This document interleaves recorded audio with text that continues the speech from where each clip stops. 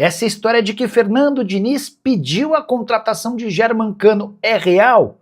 Especulação que surgiu nas últimas horas. Antes de gravar esse vídeo, consultei uma pessoa que trabalha com o Fernando Diniz para saber a veracidade da história. Vale a lembrança de que Diniz e Cano trabalharam juntos e bem nos tempos de Fluminense. Diniz deixou o tricolor das Laranjeiras e nessa temporada coisa não tem funcionado para o argentino de 38 anos de idade. Cano passou a maior parte do primeiro trimestre em recuperação de uma lesão. Voltou no mês de abril, atuou em 3 jogos e sentiu outra lesão, agora muscular de grau 2, retorno previsto apenas para depois da Copa do Mundo. Pergunta que eu fiz para essa pessoa que trabalha com o Diniz. O Cano interessa? Houve um pedido do técnico para os dirigentes corintianos? Abre aspas para essa fonte, mentira. O Diniz não pediu o Cano e não conta com ele.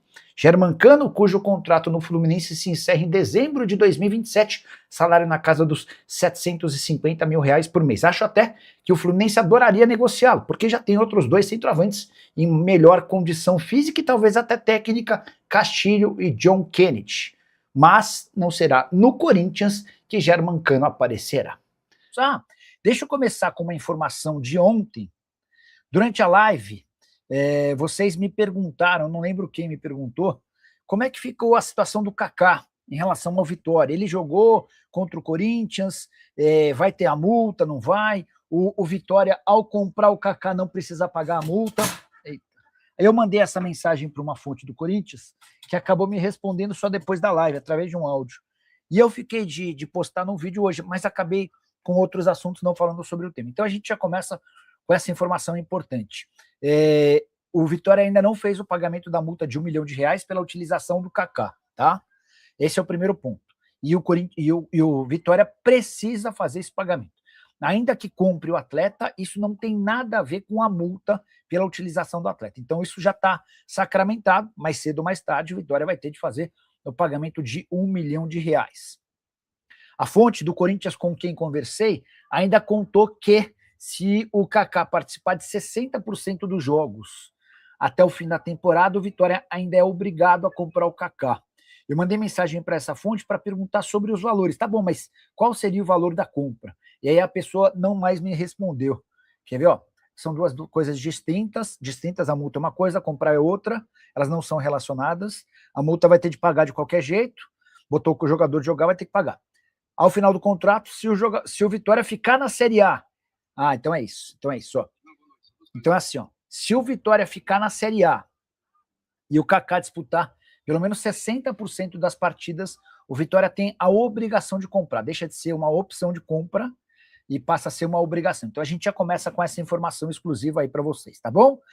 Sobre o episódio Kaká, o Corinthians ainda não recebeu. Deixa eu só escrever aqui, porque senão depois eu vou acabar esquecendo Kaká e a multa. Só para contar para vocês que o Corinthians fechou a temporada passada com uma receita 2 vezes menor menos de 2 vezes menor do que a do Corinthians, do que o Palmeiras, perdão. O Corinthians fechou com uma receita de 863 milhões, só para vocês entenderem. Tudo que o Corinthians arrecadou no ano passado equivaleu a quase 900 milhões de reais. O problema é que o Palmeiras arrecadou 1 bilhão e 800 milhões de reais. Também, entre outras coisas, por causa de vendas de atletas da base e por causa da sua participação na Copa do Mundo de Clubes, que garantiu bastante dinheiro. O Flamengo, por outro lado, emplacou quase 2 bilhões e 100 milhões de reais. Então a gente tem o Corinthians com 863 milhões de reais, o Palmeiras com 1 bilhão e 800 e o Flamengo com 2 bilhões e 89 milhões, quase 2 bilhões e 100 milhões de reais. É muita diferença, é muita grana em favor de Flamengo e Palmeiras, o que justifica mais investimento em reforços, uma folha salarial maior. Para piorar, o Corinthians ainda vive com problemas financeiros, né? Nos últimos dias, noticiou-se que o Osmar Stabile precisou antecipar 70 milhões de reais em receitas, em receitas futuras, né?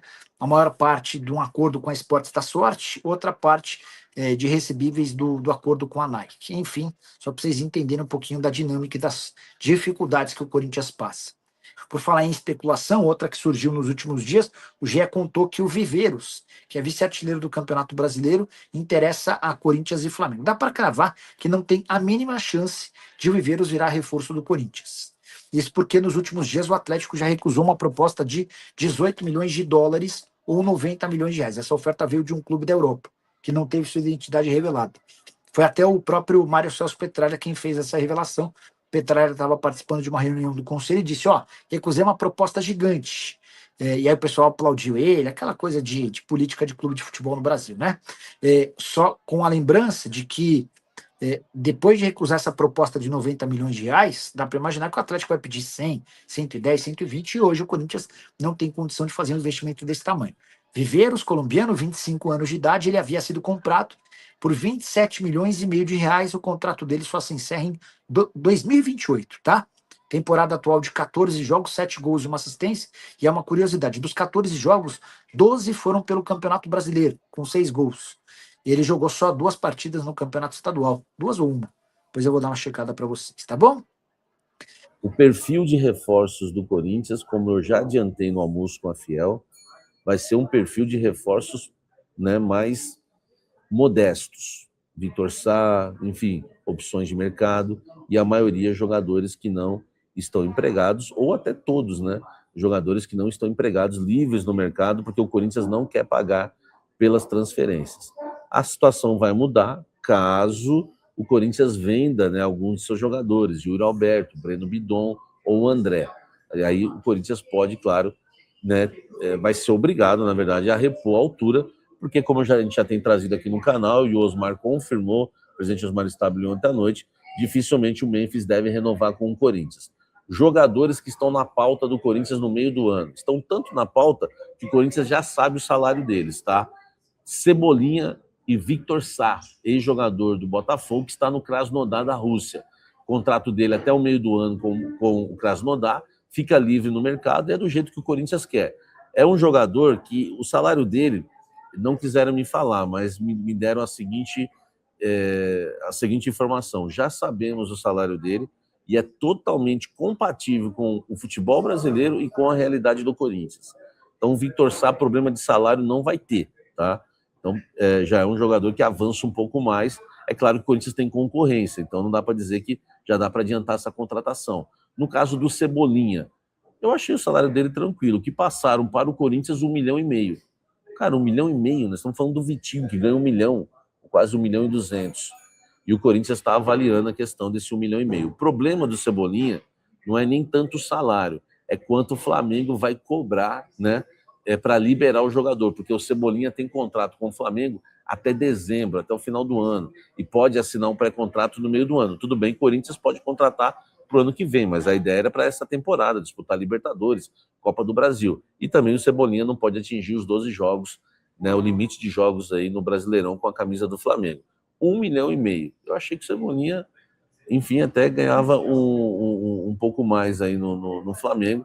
Não é um salário tão alto, pelo menos foi o que passaram para o Corinthians, né? Não sei se já está trabalhando com a realidade aí do Cebolinha hoje.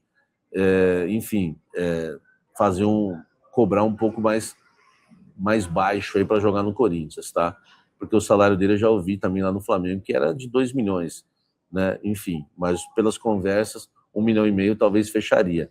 É claro que aí existe uma concorrência grande e também quanto o Flamengo vai pedir para liberar o Cebolinha e será que aceita liberar de graça? Enfim, o Corinthians sempre fica esperando isso e aí acaba perdendo para a concorrência, tá certo? Quero começar pelo STJD, né? O STJD, a gente sabe que deixou a pena, né, dos corintianos hoje mais branda, né? Uma notícia boa, né, para o torcedor corintiano, porque, vamos lá, vamos resumir aqui, né? No caso do drone, agora o Corinthians foi absolvido, tá? No caso do Mateuzinho, de 4 para 2 jogos de suspensão, tá?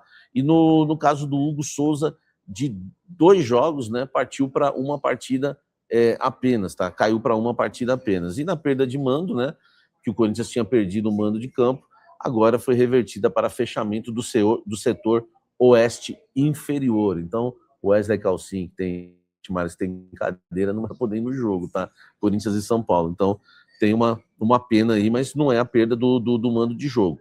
E tem, claro, né, o Hugo Souza ficando à disposição já contra o Vasco, e o Mateuzinho tem que cumprir mais um jogo. Então, caíram as penas aí, as suspensões, né, dos jogadores do Corinthians e do próprio Coringão também em relação ao STJD, né? Nada mais do que justo, né? Porque estava meio pesada realmente a pena. Deixa o like, comente aqui embaixo. Vamos lá, vamos seguir falando do Corinthians. Eu tenho outras coisas importantes para falar para vocês, tá? Marcelo Paz fica no Corinthians após o término do seu contrato no final do ano. O trabalho dele está sendo avaliado pela alta cúpula corintiana. Muita gente que, né, enfim, ajuda o Osmar na gestão não tem gostado muito do trabalho do Marcelo Paz, principalmente em relação a mercado e também em relação ao dia a dia no CT. Mas o que mais incomoda mesmo são as entrevistas.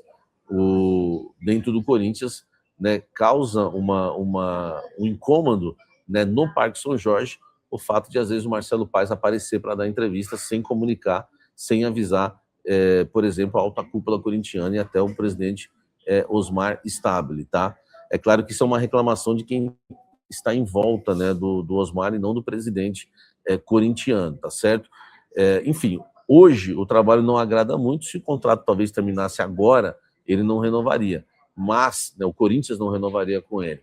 Mas no final do ano, é claro que tudo pode acontecer, porque o trabalho vai ser avaliado até dezembro, né? O Marcelo Paes está ainda no início, né, do seu trabalho no cargo de executivo do Corinthians. Tem acertado, tem errado, enfim, e o trabalho sendo avaliado pela cúpula corintiana. Vamos aguardar, né? Se no final do ano, aliás, tem a questão da diretoria, né? Se o Osmar não ficar, aí que a situação do Marcelo Paes piora um pouco ainda, mas hoje na alta cúpula, tá, já está sendo avaliado o trabalho dele e, enfim, com algumas ressalvas já importantes, mas é claro que tudo isso vai ficar para o final do ano. O Corinthians pode terminar o ano campeão, por exemplo, da Libertadores, enfim. A gente sabe que o futebol é resultado, não só para técnicos, mas também para o executivo de futebol, por exemplo. Deixa o like e comente aqui embaixo essa questão envolvendo o Marcelo Paes, tá certo? Vamos seguir falando do Corinthians, porque o Corinthians tem uma dívida com o Atlético Paranaense. O presidente Osmar Stabile não cansa de pagar dívidas das gestões anteriores, né? Pagou o caso Rojas, pagou Félix Torres e tudo, conta alta, 42 milhões, 40 milhões, pagou CNRE, que envolve, por exemplo, o caso Miele, que o Corinthians também não havia, né, a situação, não quitou ainda, e também, né, a questão envolvendo agora o Alex Santana, né? O Corinthians, ele deve para o Atlético Paranaense $1.800.000, ou seja, 9 milhões de reais. Isso mesmo, ainda deve o Atlético Paranaense pelo Alex Santana 9 milhões de reais. O jogador que ainda não deu certo, né, no Corinthians, o jogador ainda que não vingou, estava até afastado outro dia, né, foi chamado para reintegrar o elenco pelo técnico Fernando Diniz, mas o Corinthians ainda deve 9 milhões em relação ao Alex Santana. Então vamos aguardar, né, para ver se o Corinthians, né, vai quitar também essa dívida, até para evitar transfer ban, né? Imagine, você salvou o Corinthians de transfer ban de 40 milhões, de 42 milhões, não vai tomar um transfer ban por causa de 9 milhões de reais, né? Mas enfim, é mais uma dívida. Por isso, quando a gente critica executivos de futebol, e eu critiquei muitas contratações do Fabinho Soldado, né, a gente tem razão, porque depois eles vão embora e as dívidas vão ficando. Para que contrato longo com Alex Santana, com Charles? Para que contratar Hector Hernandes? Enfim, né, é tanta coisa que também o Fabinho Soldado fez no comando do Corinthians. Deixa o like, comente aqui embaixo e me fala aí o que você acha dessa questão envolvendo Alex Santana. Fala pessoal, estamos aí com atualizações importantes do Corinthians. Se inscreva e ative o sininho para receber mais atualizações do Timão. Deixe seu like, que é muito importante para o crescimento do canal. Utilize o espaço aqui embaixo para registrar sua opinião. Ficamos por aqui com mais esse giro de notícias. Um abraço e até o próximo vídeo.